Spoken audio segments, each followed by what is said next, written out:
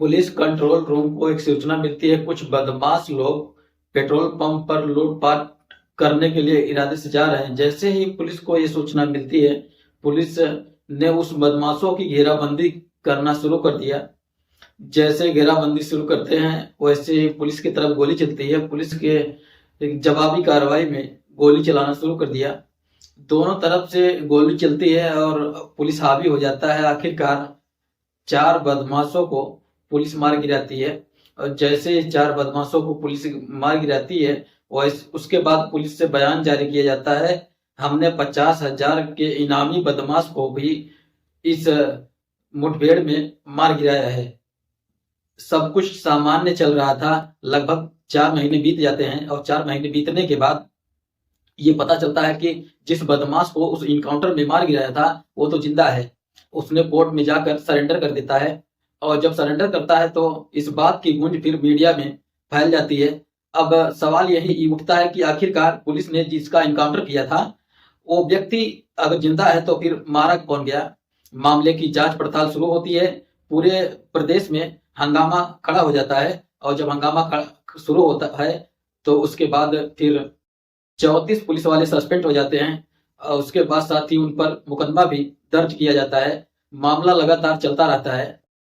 लेकिन जिस बदमाश को मुठभेड़ में मार गिराने का दावा किया गया था, उस पर फिर आगे चलकर बहुत सारे मुकदमे भी दर्ज होते हैं। उसको लोग बाहुबली के नाम से भी जानते हैं।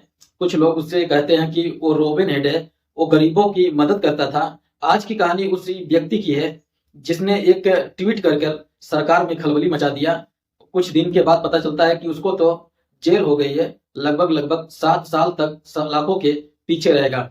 आज की कहानी उस जौनपुर के बाहुबली की है, जिसको लोग कई अलग अलग रूपों में जानते हैं, पहचानते हैं।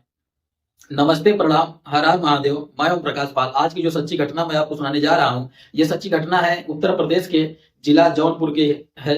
कहानी शुरू होती है साल 1990 से। महर्षि विद्या मंदिर एक स्कूल होता है, वहां पर 10वीं का एक छात्र था और 10वीं के एक छात्र को पुलिस लगातार तलाश कर रही थी। दरअसल इसी विद्यालय के शिक्षक होते हैं गोविंद उनियाल। उनकी हत्या हो जाती है और उस 10वीं की छात्र का नाम आ जाता है और 10वीं की छात्र ने भागने की कोशिश की, लेकिन पुलिस ने उसे गिरफ्तार कर लिया, पकड़ लिया। इसके बाद लगभग दो साल बीत जाते हैं। 2 साल बीतने के बाद एक युवक की हत्या होती है। जब वो 12वीं क्लास में था, तब उस पर शक जाता है। पुलिस उसे फिर से गिरफ्तार करती है और गिरफ्तार करने के बाद पता चलता है कि बोर्ड की परीक्षाएं चल रही है। अब वो पुलिस की कस्टडी में बोर्ड की परीक्षाएं देने के लिए आया करता था। लगभग 3 परीक्षाएं उसने पुलिस की कस्टडी में रहकर ही, यानी कि पुलिस की सुरक्षा घेरे में रहकर, या कह सकते हैं कि उसने आपराधिक रूप में दी। जब पुलिस ने जांच पड़ताल की तो पता चला कि उसमें तो उसका कोई रोल था ही नहीं। यहाँ से 12वीं पास करने के बाद लखनऊ विश्वविद्यालय की तरफ वो रुख करता है और अब तक उसके मन में जो पुलिस को लेकर डर था, खौफ था, वो पूरी तरह से निकल जाता है। 2 बार 2 हत्याओं में उसका नाम शामिल जरूर हुआ था, लेकिन सबूत उसके खिलाफ कुछ नहीं थे। जब लखनऊ विश्वविद्यालय में जाता है, वहां जाने के बाद एक अभय सिंह, बबलू सिंह, दया शंकर सिंह, इनसे दोस्ती हो जाती है और दोस्ती बहुत ज्यादा गहरी हो जाती है। तीनों ही ठाकुर थे, ये लड़का भी ठाकुर होता है। अब इसने ठाकुर बात शुरू कर देता है, यानी कि ठाकुरों की जीत के लिए, उन्हें आगे बढ़ाने के लिए वो हर संभव कोशिश करता था, प्रयास करता था। चारों की जब दोस्ती बहुत गहरी हो जाती है, तभी इन्होंने सोचा कि क्यों ना छात्र राजनीति में हाथ आजमाया जाए। अब छात्र राजनीति में हाथ आजमाया। जो भी इनके सामने इनका मुकाबला करने की कोशिश करता था, उसको मुखी खानी पड़ती थी और कई बार उनके साथ कुछ घटनाएं भी हो जाया करता था। इस तरह का आरोप भी लगता था। हबीबुल्ला हॉस्टल के अंदर कभी कहीं कहीं चाकूबाजी हो जाए और किसी के साथ मारपीट हो जाए, किसी सब कुछ भी हो जाए, तो आरोप लगता था धनंजय सिंह का। इस काम को धनंजय सिंह की गुर्ग ने किया है, उसी पर आरोप लगते थे। पुलिस उसी को तलाश करती थी। जब उसके खिलाफ कोई सबूत नहीं मिलता था तब पुलिस उसे छोड़ दिया करती थी। इसी तरह से इन चारों लड़कों ने मिलकर, जो बहुत अच्छा दोस्त होते हैं, ये प्लान बनाया, क्यों ना कि ठेकेदारी में हिस्सा लिया जाए, हाथ आजमाया जाए।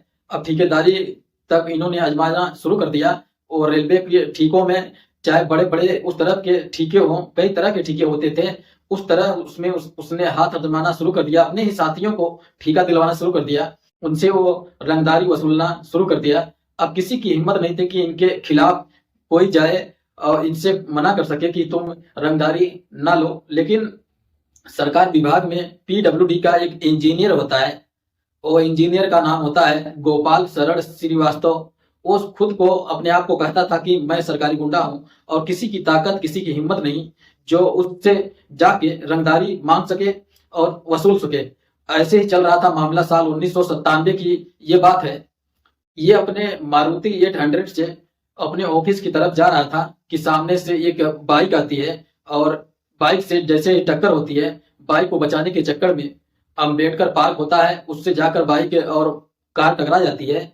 उस बाइक पर सवार दो लड़के जो होते हैं वो गोलियां चलाते हैं और इस इंजीनियर को मौत के घाट उतार देते हैं।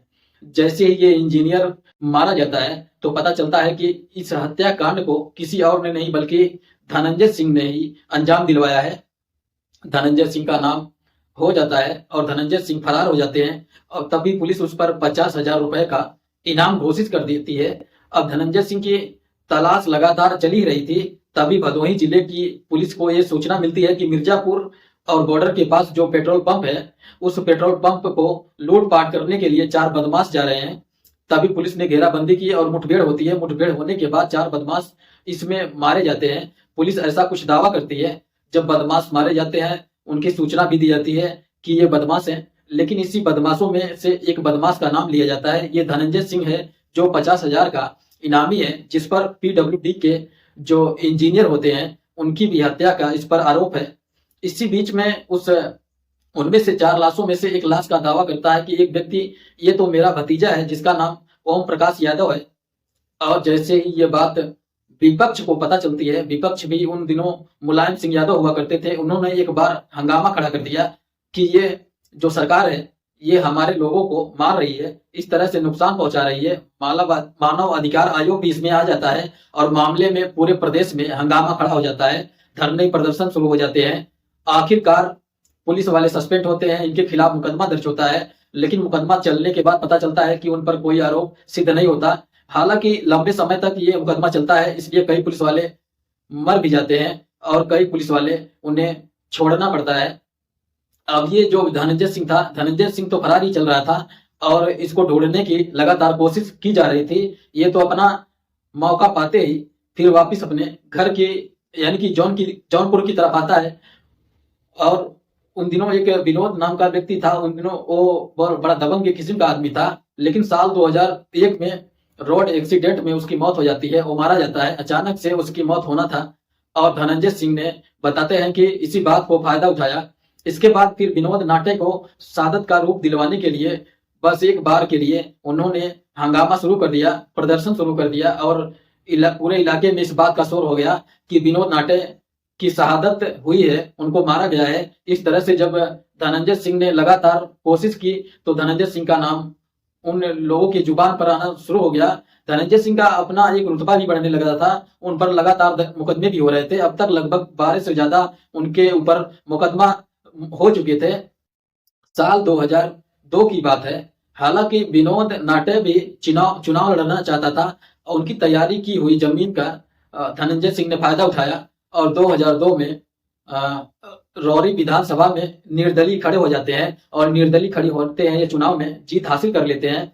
जैसे ही जीत हासिल करते हैं, अब इस व्यक्ति का नाम विधायक बनने के बाद पूरे प्रदेश में चरम सीमा पर लिया जाने लगा, क्योंकि ये गरीब स्तर पर लोगों की बड़ी मदद किया करता था, घर घर में पहचान थी। हालांकि रंगदारी वसूलने की भी आरोप थे, लगातार हत्या का, लूट के, डकैती के कई सारे मुकदमे दर्ज हो जाते हैं। लेकिन जो एक तख्ते पर अपनी अच्छी खासी पहचान बनाई थी, निषाद पार्टी से साल 2007 में टिकट मिलता है और वो विधायक बन जाता है। इसी तरह से अपनी राजनीति में इनका करियर लगातार बढ़ता चला जाता है। मायावती के संपर्क में आते हैं और मायावती ने अपनी पार्टी से टिकट दे देती हैं और साल 2009 में ये सांसद भी बन जाते हैं। यानी कि पहले 2 बार विधायक बन चुके थे, फिर ये सांसद बन जाते हैं। लेकिन इसी बीच में इनके मायावती से कुछ रार हो जाती है और यहाँ से कुछ दूरियां बनने लगती हैं और यहीं से इनकी जो करियर था राजनीति की तरफ, बजाय ऊंचाई की तरफ जाने की और नीचे की तरफ जाने लगते हैं। कुछ वक्त बीत जाता है और बीतने के बाद साल 2014 आता है, इन्हें किसी पार्टी से टिकट नहीं मिलता, इसलिए ये निर्दलीय ही खड़े होते हैं और निर्दलीय खड़े होने के बाद लेकिन हार जाते हैं। 2017 में ये फिर से तैयारी करते हैं विधानसभा की, और वहां भी तैयारी करने के बाद वहां भी इन्हें सफलता नहीं मिलती। अगर हम इनके परिवार के बारे में बात करें तो साल 2006 की बात है, 12 दिसंबर को बिहार के ही एक बैंक मैनेजर होते हैं, उनकी बेटी जिनका नाम होता है मीनू सिंह, उनसे शादी हो जाती है और शादी को 9 महीने ही बीते थे कि पता चलता है कि इनके पत्नी का देहांत हो चुका है, वो अचानक से मर जाती है। कुछ लोगों ने कहा उन्होंने अपनी जीवन लीला खुद से समाप्त कर ली, उसके पीछे क्या वजह थी इसके लिए नहीं पता चल पाया। हालांकि फिर ये कुछ समय बीतता है, 29 जून 2009 की ये बात है, डॉक्टर जागृति होती हैं, उनसे ये शादी कर लेते हैं। शादी करने के बाद इनकी जिंदगी बिल्कुल ठीक ठाक चल रही थी, एक बेटा भी पैदा हो जाता है, लेकिन पता चलता है कि जो उनकी पत्नी होती है उन्होंने अपने बेटे को कुछ इस तरह से पीटा था कि उनकी मौत हो जाती है और यहीं से इनके परिवार की कुछ स्थिति बिगड़ने लगती है। साल 2017 में डॉक्टर जागृति और ये दोनों सहमति से तलाक ले लेते हैं और अपने अपने जिंदगी में मशहूर हो जाते हैं। लेकिन इसमें निप्पो ग्रुप की एक से ताल्लुक रखने वाली श्रीकला रेड्डी ये उस साल 2017 में शादी करते हैं। इससे बड़ी बड़ी हस्तियां भी शामिल होती हैं। इनको भी एक बेटी पैदा हो जाती है और बताया जाता है कि फिलहाल ये जौनपुर की जिला पंचायत अध्यक्ष हैं। लेकिन इसी बीच में इनका भी मन कर रहा था ये आने वाले जो लोकसभा चुनाव साल 2024 में इलेक्शन लड़े और इलेक्शन में लोकसभा में ये प्रत्याशी बने और खड़े हो जाएं। इसके लिए लगातार कोशिश में थे। जेडीयू के राष्ट्रीय महासचिव चुन लिए जाते हैं और इनकी कोशिश थी क्योंकि जेडीयू का इन्हें उम्मीद लग रही थी कि इन्हें टिकट मिल जाएगा और ये जीत हासिल कर लेंगे। लेकिन इसी बीच में खबर लगती है कि इन्हें टिकट न देकर कृपा शंकर सिंह को प्रत्याशी घोषित कर दिया जाता है और जैसे ही कृपा शंकर सिंह प्रत्याशी घोषित किया जाता है तो इसी बीच में इन्हें लगता है कि अब जो इनकी एक तैयारी थी चुनाव की वो बिल्कुल बेकार हो चुकी है। तभी इन्हें थोड़ा अजीब लगता है और इन्होंने 2 मार्च 2024 को एक ट्वीट कर दिया एक्स पर और उस पर लिखा कि साथ में लक्ष्य एक लोकसभा और जीतेगा जौनपुर, जीतेंगे हम, कुछ इसी तरह का इन्होंने एक संदेश दिया था। वो संदेश वायरल हो जाती है। ऐसा लग रहा था कि बीजेपी के एक प्रत्याशी को टिकट मिला है, लेकिन धनंजय सिंह का अगर चुनाव लड़ते हैं, क्योंकि उन्हें निर्दलीय चुनाव लड़ते हैं तो बड़ी संख्या में लोग उन्हें प्यार करते हैं, उन्हें अपना रॉबिन हुड मानते हैं, वो गरीबों की मदद करते हैं, गरीबों के मसीहा है। इसलिए कहीं ना कहीं लग रहा था कि चुनाव कहीं भी ऐसा ना हो कमजोर स्थिति रह जाए। इसी बीच में पता चलता है कि एक 2020 का एक मामला होता है। 10 मई 2020 का ये मामला होता है। मुजफ्फरनगर के रहने वाले होते हैं अभिनव सिंघल, जो कि नमामि गंगे परियोजना के जो प्रबंधक होते हैं। विक्रम सिंह ने उनका अपहरण कर लिया था और अपहरण करने के बाद इनको लेकर आते हैं धनंजय सिंह के आवास पर। वहां लाने के बाद धनंजय सिंह इनको पिस्टल दिखाते हैं और कहते हैं कि रंगदारी दीजिए, यानी कि उनसे वसूली करने की मांग करते हैं। इस मामले की रिपोर्ट जो थाना होता है जौनपुर का, उस जौनपुर के थाने में इनके खिलाफ एफआईआर दर्ज कर दी जाती है और एफआईआर दर्ज करने के बाद ये मामला कोर्ट में चला जाता है। एक मामला तो ये है जो अभिनव की तहरीर का आधार पर जो एफआईआर दर्ज कर ली जाती है। एक सोशल मीडिया पर एक उनकी वीडियो होती है जो लगातार वायरल हो रही थी। वो कह रहे थे कि मेरा इस मामले में कोई लेना देना नहीं है, मुझे जबरदस्ती इसमें घसीटा जा रहा है और मुझे जबरदस्ती से फंसाने की कोशिश की जा रही है। मैंने तो सिर्फ पत्र दिया था, उस पत्र के वो आधार बनाकर एफआईआर दर्ज कर ली और इसी मामले में इन्हें 6 मार्च 2024 को अदालत से 7 साल की सजा हो जाती है और 50,000 रुपए का जुर्माना भी हो जाता है। बताया जाता है कि अगर 2 साल से ज्यादा किसी को सजा हो जाती है वो चुनाव नहीं लड़ सकता। इसमें एक तरफ ये भी दावा किए जा रहे हैं इनका राजनीतिक करियर तो खत्म करने के लिए इस तरह का षड्यंत्र रचा गया है। कितनी सच्चाई है कितनी नहीं है कोर्ट का मामला है, इसमें हम ज्यादा कुछ नहीं कह सकते। लेकिन धनंजय सिंह का साल 2009 के बाद जो राजनीति में करियर बनाने के जितने भी सपने थे वो सपने लगातार चकनाचूर हो रहे हैं। लेकिन ऐसा भी दावा किया जा रहा है जो उनकी पत्नी है, जिला पंचायत अध्यक्ष हैं, यदि ये जेल में रहते हैं और वो पत्नी को अपने इलेक्शन लड़ाने की कोशिश करते हैं तो जेल से रहकर भी ये पब्लिक की पब्लिसिटी हासिल कर सकते हैं। हो सकता है कि इनकी पत्नी निर्दलीय ही लोकसभा का चुनाव जीतकर सांसद बन जाए। भविष्य में क्या होगा क्या नहीं होगा इस बारे में हम कुछ नहीं कह सकते, लेकिन राजनीति का बताया जाता है कि राजनीति का भी किसी का सगी नहीं होती है। और कुछ दिन पहले जब बीजेपी ने अपना प्रत्याशी घोषित कर दिया था, तभी इसके बाद लखनऊ में अखिलेश यादव से इनकी एक शादी समारोह में मुलाकात होती है और जैसे ही बताते हैं कि इनकी नजदीकियां थोड़ी ज्यादा नजदीकियां बढ़ रही हैं, उन्हें सपा से भी टिकट मिल सकता है। इसी बीच में कोर्ट का फैसला आके इनके करियर पर एक तरह से प्रश्न चिन्ह लग जाता है, एक तरह से विराम लग जाता है।